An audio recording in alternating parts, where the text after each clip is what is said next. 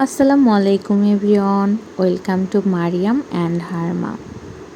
এটা ছিল গতকালকের ভিডিও। সকালে ঘুম থেকে উঠি এরকম চিরা কলা খেয়ে শাড়ি পরে চলে গিয়েছিলাম স্কুলে। স্কুল থেকে আগেই ইনফর্ম করা হয়েছিল যে আজকে শাড়ি পরে যেতে হবে, কারণ টিচার্স ডে ছিল।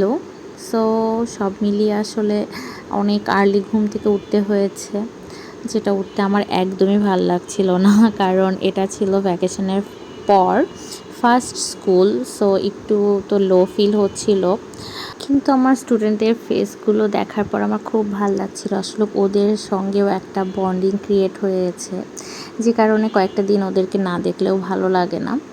আর এইদিকে ক্লাস শেষে সব টিচার্সদেরকে নিয়ে একটা কেক কাট হয়েছে স্কুল থেকে।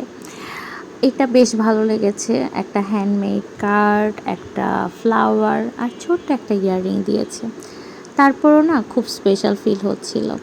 যাই হোক, সব কিছুর জন্য আলহামদুলিল্লাহ। এইদিকে আমি আর মারিয়াম এসেই খুব টায়ার্ড লাগছিল, যেহেতু অনেক দিন পর মনে হলো স্কুল করেছি। ঘুমিয়ে গিয়েছিলাম। ঘুম থেকে উঠেই দেখি সন্ধ্যা হয়ে গিয়েছে।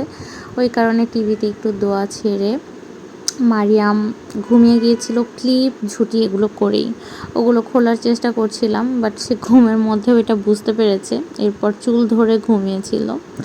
সো এখানে আর বৃথা চেষ্টা না করে কিচেনে চলে গিয়েছিলাম রান্না করার জন্য।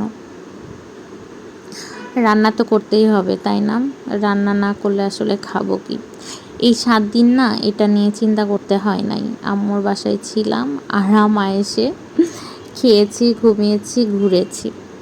বাট এখন যেহেতু রেগুলার লাইফে ফিরে এসেছি, আর এটা লাইফের একটা পার্ট, আর রাঁধতে আমার ভালোই লাগে, খারাপ লাগে যে এটা বলবো না। যাই হোক, রান্না টান্না করে রাতের ডিনার করব। আর এই দিকে আমার হেল্পিং হ্যান্ড খালা রুটি বানিয়ে এভাবে হাফ ছেঁকে দিয়ে যায়, আর এটা ঠান্ডা হওয়ার পরে আমি বক্সে ঢুকিয়ে রাখছিলাম। এটা হলেই আসলে আমাদের 1 উইক হয়ে যাবে। আর এইদিকে রান্নাবান্নাও মোটামুটি শেষ, এখন খাবো।